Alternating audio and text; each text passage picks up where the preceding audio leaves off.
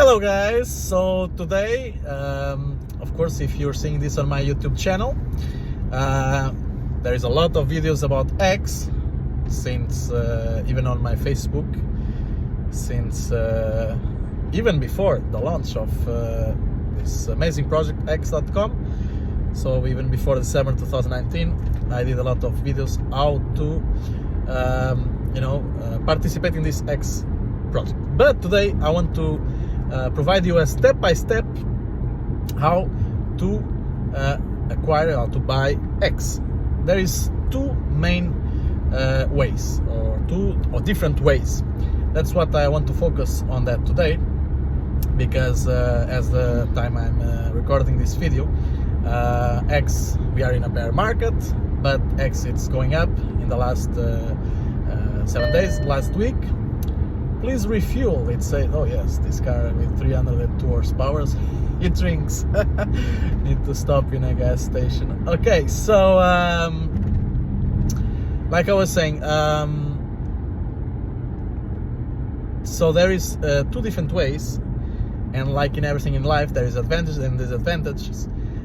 So to buy X, I would suggest for beginners to buy X, to do it in a centralized exchange.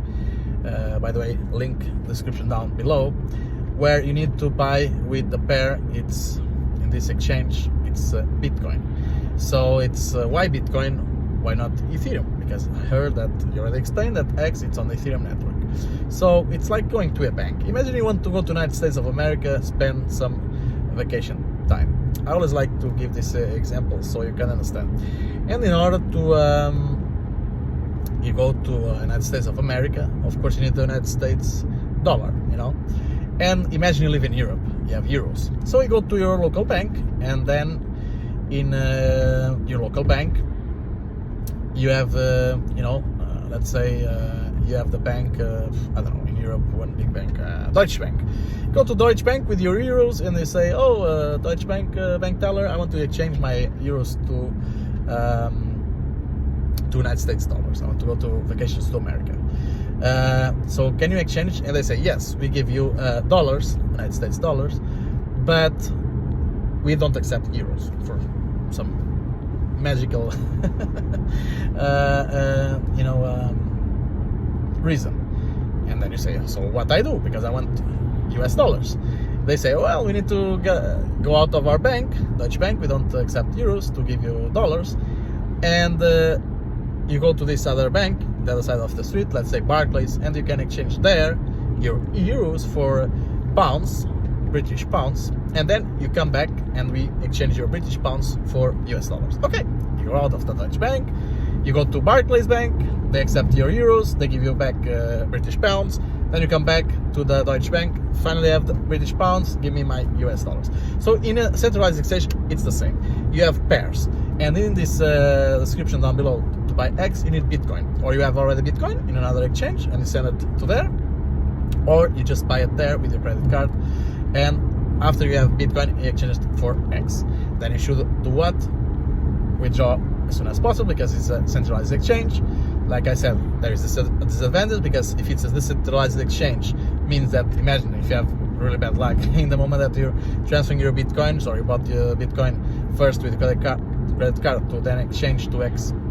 Imagine that is an ongoing investigation, and that company, the headquarters, doesn't matter if they are based in the US or Europe or Asia, the police enter in those offices and say them, stop your servers, we're gonna do this investigation. Until the investigation is ended, you can't provide this service to your customers. You have a problem, right? So cryptocurrencies, they were invented to not need, we don't need to have middlemen. So it's you and the blockchain, you and these networks. But like I said, for beginners, I would suggest that.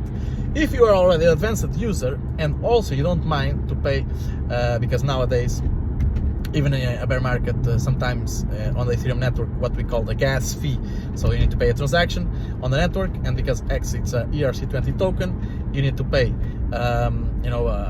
in Ether on Ethereum network to do transactions.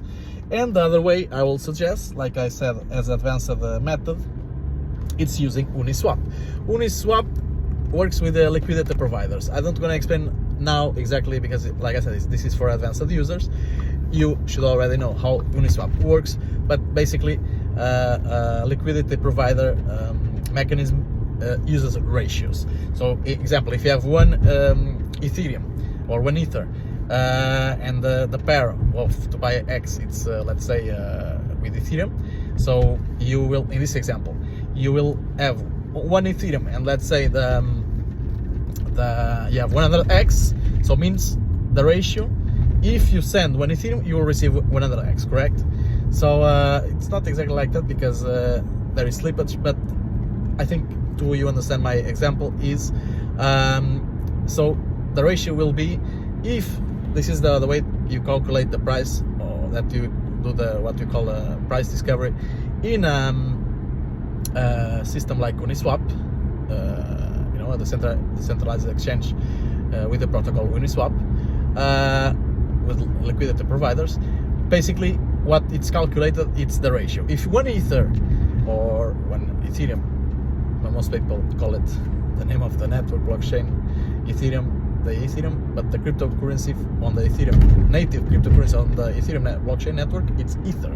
So one Ether, most commonly called Ethereum, one Ethereum, as this example, imagine it's $100, and if you have 100x, this means you divide the 100x, or in this case $100 for 100x, and it means it's $1. In this example, that if one Ether it's $100, you have the ratio, it's one Ether to 100x, so one Ether it's $100, you have 100x, you divide $100 per 100x, so the price will be $1 per x. It's the way that you it's calculated the price on a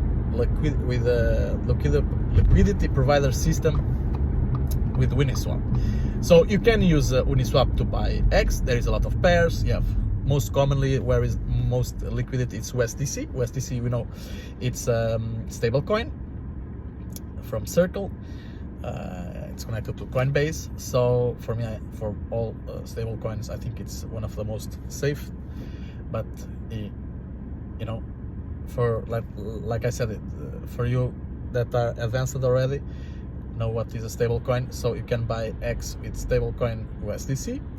On Uniswap, it's where you have the most liquidity, but you also can buy with Ethereum, with other products like Hedron, Icosa, Pulse Dogecoin, what else? ASIC, Pulse Bitcoin.